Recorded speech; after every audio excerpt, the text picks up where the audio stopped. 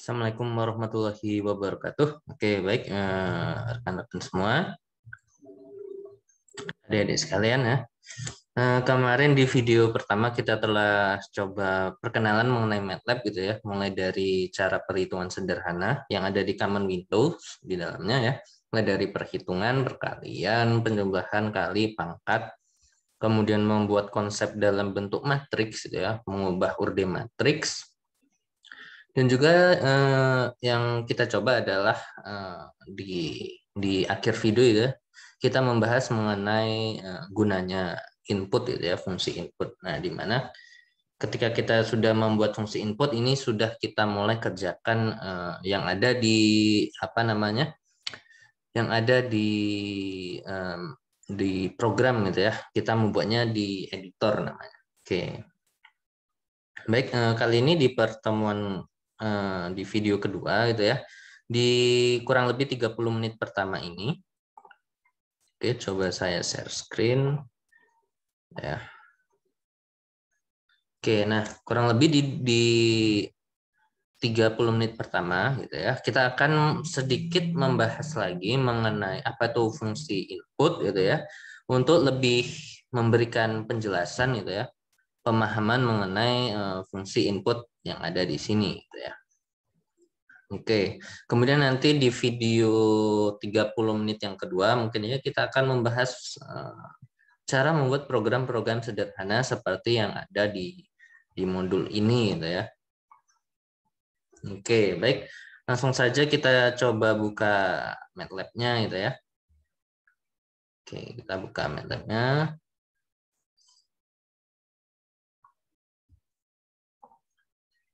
Oke, yang coba kita share screen saja ya. Oke, bentar kita coba buka MATLAB.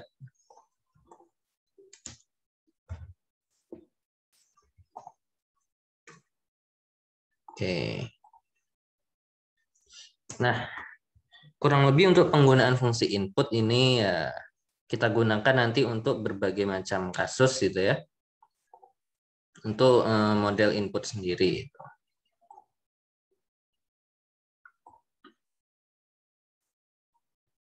Oke, kita akan share.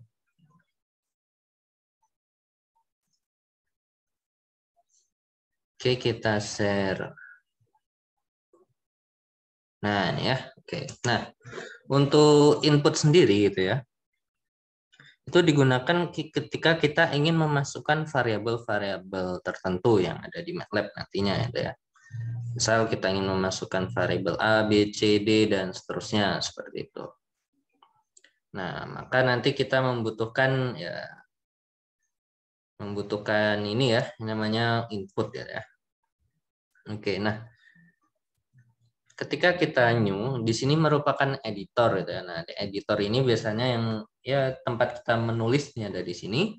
Kemudian nanti untuk mengeran ya tinggal dipencet run. Nah, biasanya hanya ya penggunaan umum fungsinya adalah seperti itu gitu ya. Oke, kita bahas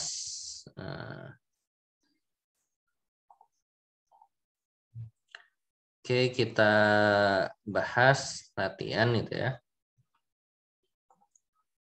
Nah, yang akan kita coba adalah kita coba bahas soal nomor 6 ya. Misalkan kita diminta untuk membuat program menghitung jarak tempuh dengan inputnya waktu dan juga kecepatan. Berarti kan kita harus membuat dulu kira-kira rumus jarak tempuh itu apa ya. Oke. Berarti nanti kita buat di sini rumus itu ya. Jarak tempuh. Oke, ya. Oke, sebelumnya nih tulisannya kita perbesar dulu saja. Mungkin berapa ya? Biar fontnya kelihatan 14 kali ya. Oke.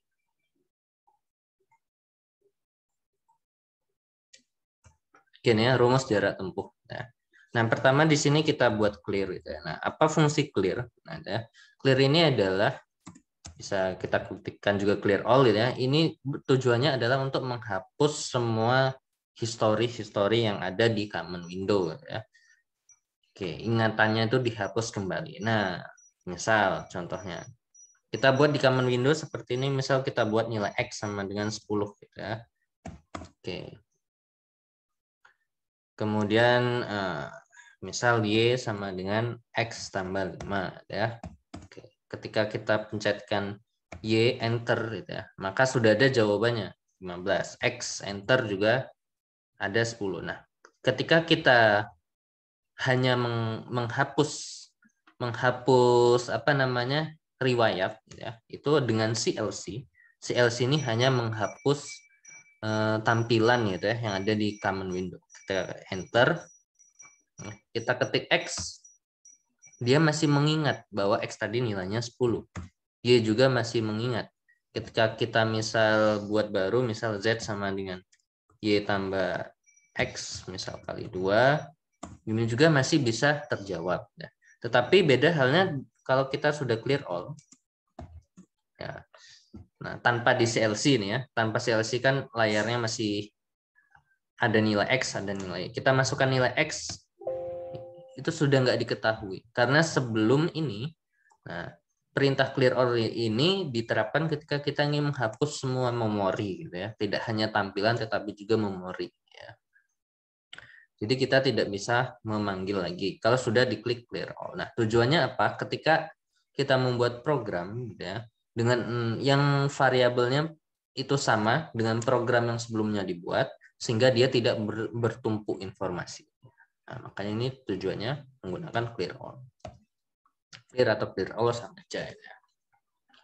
Oke, kita lanjut. Kita kan akan membuat fungsi input gitu ya. Di mana jarak gitu ya, atau kecepatan gitu ya. Kecepatan dalam meter per sekon. Nah, dari satuannya berarti meter itu jarak dibagi waktu. Kalau kita diminta mencari jarak berarti S sama dengan V kali T. Oke, di mana tadi yang diminta input adalah kecepatan dan juga waktu. Oke, makanya tinggal kita masukkan aja kecepatan, misal V sama dengan input, ya, buka kurung. Nah, apa yang ada di dalam kurung ini adalah kata-kata yang ingin kita tampilkan, gitu ya. Ketika kita run program ini, nanti kata-kata yang muncul di common window itu adalah sesuai yang kita ketikkan di dalam kurung ini, gitu ya, yang diawali dengan tanda petik. Oke, misal masukkan nilai V, kata-katanya seperti ini gitu ya. Sama dengan spasi gitu ya. Petik. Nah, apa yang diapit sama tanda petik 1 ini adalah yang akan ditampilkan di command window ketika programnya ini sudah di-run ya. Kita tutup kurung. Oke, kemudian ngasih titik koma. Nah, apa tujuannya dibuat titik koma di sini? Ya, titik koma ini adalah untuk mengakhiri baris yang ada di dalam command window. Ketika kita sudah mengerun programnya seperti itu ya. Ketika kita tidak akhiri dengan titik koma, misal kita mengetikkan di sini misal Y sama dengan 3 ya. Oke. Ketika kita tidak kasih titik koma, maka di command window nanti langsung keluar nilai Y sama dengan 3. Ya, sama seperti yang kita coba di sini tadi ya. Nah, ketika kita tidak pakai titik koma, Z sama dengan ini, maka dia langsung keluar nilai Z-nya. Misal X sama dengan 5, di enter, dia langsung keluar. Gini ya. Ketika kita kasih titik koma, misal dia sama dengan 3 titik koma, maka dia tidak keluar hasilnya langsung. Oke ya. Itu adalah tujuannya. Oke.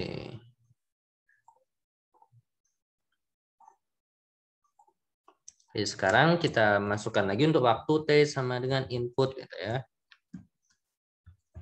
Waktu tempuh misal ya. Tempuh. Tinggal kita masukkan rumus SS sama dengan V kali T. Nah, untuk menampilkan hasil gitu ya, kita bisa buat di apa namanya di editor sini ataupun di command window nanti. Nah, andai saja pertama kita kasih titik koma dulu di editor ya. Oke, seperti ini dulu kita save. Oke, kita cari tempat penyimpanan.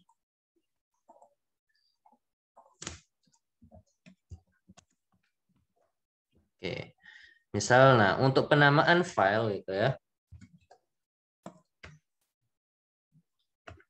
Untuk penamaan file ini perlu diingat sekali bahwa untuk menamakan file itu tidak boleh menggunakan spasi. Itu yang pertama. Yang kedua adalah tidak boleh menggunakan simbol-simbol matematika.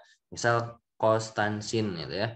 Berikutnya adalah tidak boleh menyimpannya dalam bentuk angka ya, karena nanti akan error gitu ya. Oke, seperti itu. Oke, kalau sudah tinggal di run ya.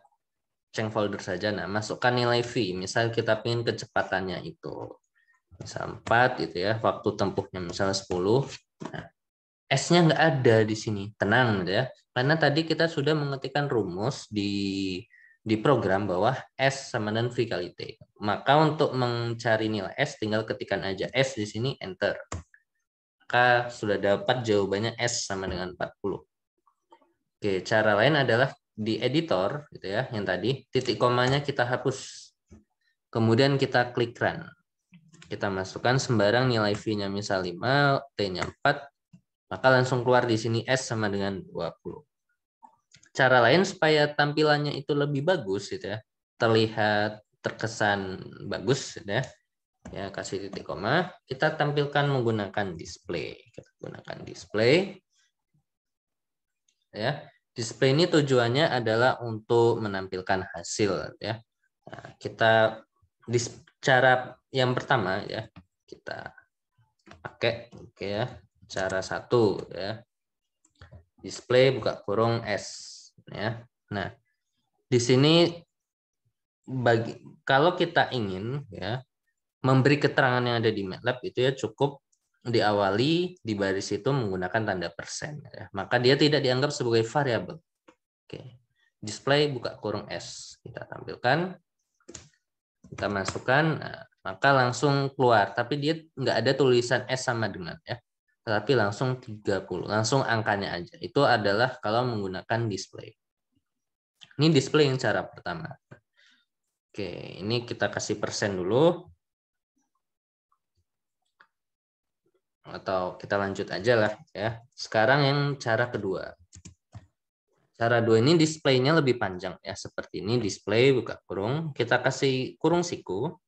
Nah, baru diawali dengan petik satu, baru kita masukkan kata-kata apa yang akan kita inginkan gitu ya, yang di command window nanti.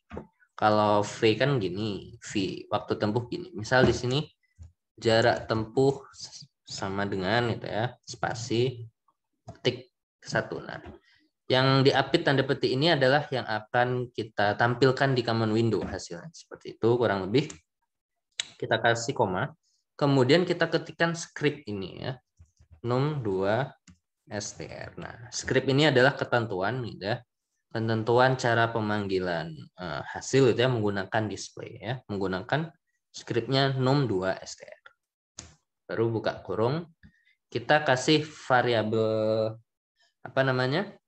Yang ingin dipanggil apa ya. Nah, di sini ada keterangan A, berarti yang ingin kita panggil tadi adalah variabel jarak yaitu S, tutup kurung. Tadi ada kurung siku, diawali dengan kurung siku sama tutup kurung, diakhiri juga yang sama. Tutup kurung siku dan kurung biasa ya. Kemudian kita run. Nah, kita masukkan aja di sini. Kita misalkan ya masukkan V-nya segini, waktunya 30 misalnya. Yang cara satu tadi langsung cuma keluar angka 210. Sedangkan untuk cara yang kedua muncul kata-kata di sini. Jarak tempuh sama dengan 210. Oke. Ya, kurang lebih seperti itu. Nah, oke. Nah, berikutnya adalah ini adalah cara-cara penggunaan input ya. Nah, kalau misal ingin yang panjang, misalnya seperti di video sebelumnya ya, mungkin ya nanti kalau kalian belum full belajar ya silakan lihat lagi di sini ya. Di video sebelumnya misal kita belajar tentang apa namanya, ada diskonnya, ada buah-buah, itu sama aja. Yang penting adalah kita paham bagaimana cara menggunakan input ini gitu ya. Dan logika-logika kalau ada soal-soal sederhana gitu ya. Oke. Kita coba lihat lagi kalau ada soal bentuk lain. Ya, kita lihat di modul. Nah, misal contohnya ini ya sudut gitu ya, berhubungan dengan sudut sin kostan. Oke, kita bahas yang ini. Nah, untuk berhubungan dengan sudut gitu ya, yang ada di MATLAB, bahwa nanti MATLAB dalam perhitungan apa namanya, trigonometri gitu ya, dia menggunakan versi perhitungan dalam radian gitu ya. Kalau sudut dalam radian gitu ya.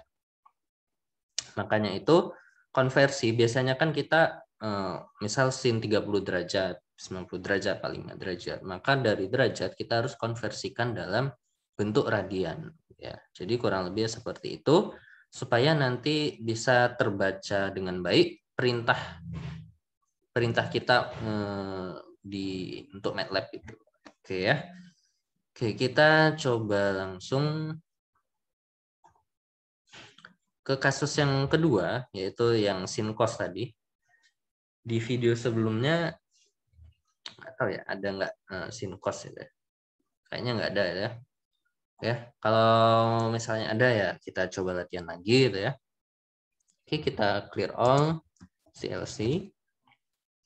Oke, berhubungan dengan trigonometri tadi diminta adalah ada sudut gitu ya. Oke, inputnya nanti berupa sudut.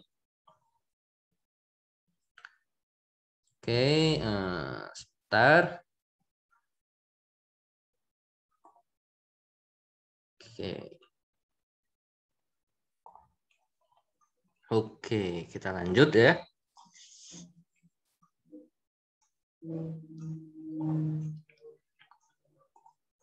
Mana share-nya ini? Oke, nah berhubungan berikutnya dengan sin kostan. Misal kita ingin menginputkan sudut itu, misalkan sudutnya itu X gitu ya. Maka kita buat di sini X sama dengan input, buka kurung, sudut. Nah, misal kita sudutnya ini dalam derajat gitu ya. Sudut dalam derajat.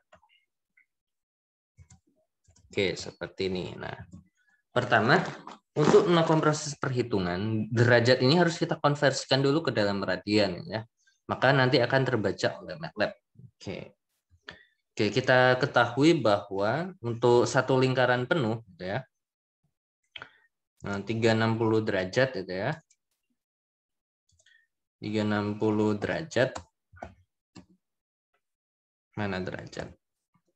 Ya, 360 derajat itu sama dengan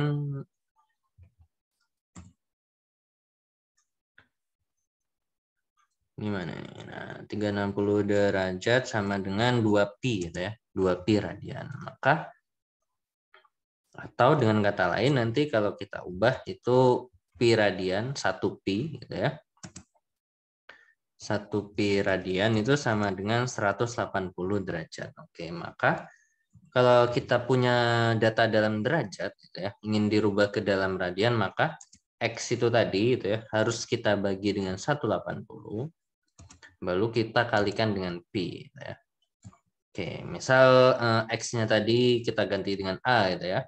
Maka A sama dengan, atau kita ganti apa ya? Kita ganti dengan alfa gitu ya. Misal. Alfa sama dengan, atau theta aja lah ya. Biar theta sama dengan X-nya tadi. Kita bagi dengan 180, kemudian kita kalikan dengan pi. Ya, seperti ini. Nah, di MATLAB pi cukup diketikkan dengan kata-kata pi. Ini ada sudah terdeteksi sebagai pi yang 3,14 itu. Oke. Langsung kita masukkan. Pertama kan diminta sin ya. sin, kemudian cos, kemudian tan, apa lagi? Kemudian kosek, kosekan, kemudian ada sekan, ada kotangan, ya, dan lain sebagainya. Oke, kita contohkan untuk sin. Nah, untuk sin misal sebagai A ya. A sama dengan sin. Kita ketikkan aja sin buka kurung daripada apa? Daripada theta. Karena udah kita konversi ya sudutnya tadi sebagai theta di sini. Kalau cos ya tinggal kita masukkan B sama dengan cos theta ya. Untuk tangan, tan itu kan cos tan itu kan sin dibagi dengan cos, maka C sama dengan A dibagi dengan B ya. Begitu juga dengan kosekan. Nah, kosekan ini kan kebalikan dengan ini adalah kebalikan sin. Nah, nanti tinggal dibuat aja kebalikannya ya. Secant ini kebalikan dengan cos ya. Kalau kotan ya kebalikan dengan tan. Nah, nanti tinggal kita buat. Misal di sini D, kebalikan dari sin berarti nanti 1/A ya. Oke. Kemudian semuanya dibuat, tinggal nanti dimasukkan sebagai displaynya ya. Oke. Oke, nah, kurang lebih ya seperti itu. Nanti tinggal kalian lengkapi sendiri gitu ya. Oke, mungkin di video part pertama kali ini adalah tentang input seperti ini.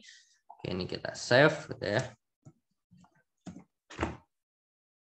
Oke, misal kita run 30 derajat gitu ya. Nah, sin-nya tadi kan sebagai A, enter. Nah, sin 30 derajat adalah setengah. Cos-nya adalah 0,866. Tangannya adalah ini ya. Oke. Dan seterusnya. Oke, seperti itu. Oke, kita latihan lagi gitu ya. Oke. Oke, biasanya kita akan coba latihan untuk membuat program, urutan-urutan program gitu ya. Ketika ada kasus gitu ya. Yang ini kasusnya kita ambilkan langsung nanti dari salah satu mata kuliah atau pelajaran yang ada di dalam teknik kimia gitu ya. Oke, sebelumnya kita coba dulu untuk di sini oke ya. Nah, di sini ada fungsi fprintf gitu ya. Kita kenalkan dulu dan display. Nah, mungkin display tadi di awal video sudah, mungkin fprintf terlebih dahulu sebelum nanti kemudian kita membuat program gitu ya. Nah, kita kembali ke latihan 1. Nah, kalau display ini adalah seperti ini, oke ya. Kemudian ada cara ketiga adalah kita display gitu ya. Tapi diikuti dengan satuan. Oke, misalnya jarak tempuh kan satuannya meter. Nah, caranya gimana? Kita copy, kita paste ya. Di akhir gini ya, di sebelum oke ya. Nah, saat ini ya, num2str buka kurung s tutup kurung. Nah, ini kita kasih koma, kita kasih petik ya, baru kita masukkan satuannya, misal meter ya. Nah, akhiri lagi dengan petik, baru kita tambahin kurungnya. Oke, seperti ini. Ini adalah cara ketiga. Nah, kemudian cara keempat, ini adalah menggunakan fprintf. Ya. Berarti nanti sintaknya selain menggunakan display juga bisa menggunakan fprintf. Kita ketikkan saja fprintf, gitu ya.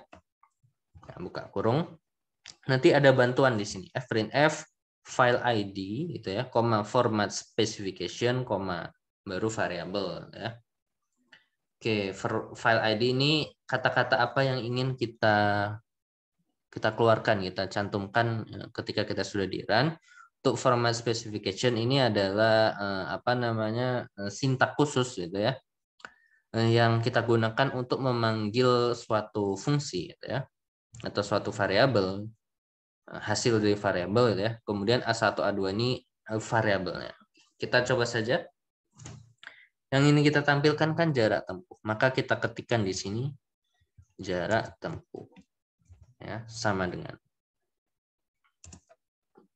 Oke, nah sintaknya apa? Sintaknya adalah menggunakan persen, kemudian diikuti dengan angka. Oke.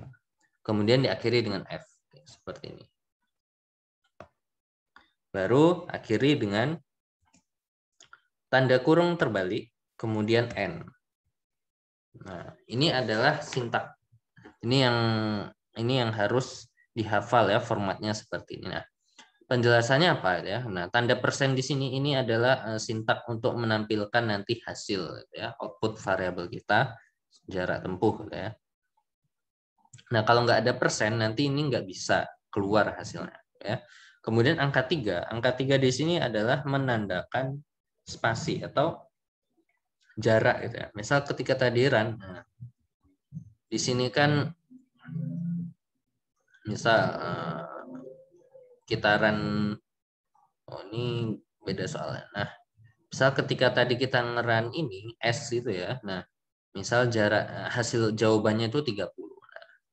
Nah, di sini kan 3 ini mengartikan spasi dari jarak tempuh ini dengan hasil angkanya. Misal angka jarak tempuhnya 30.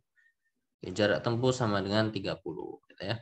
Nah, semakin besar angka 3 ini menandakan spasinya akan semakin besar. Misal kita buat 10 ya. Maka nanti hasilnya ya kurang lebih akan jarang seperti ini. Ibarat di spasi sebanyak 10 kali ya. Kurang lebih seperti itu. Sedangkan angka 4 di sini untuk membuat detail perhitungan mau berapa angka di belakang koma. Misal mau 2 angka belakang koma, kita ketikkan 3.2 ya. F di sini adalah pasangan daripada persen yang tadi di awal ya.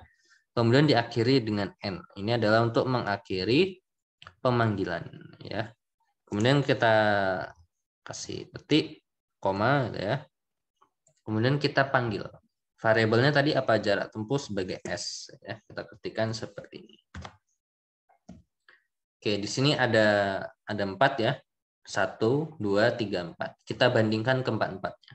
Oke, kita run. Kita masukkan dulu. Nah, yang display pertama cuma keluar angka. Display kedua adalah ada kata-kata ini ya,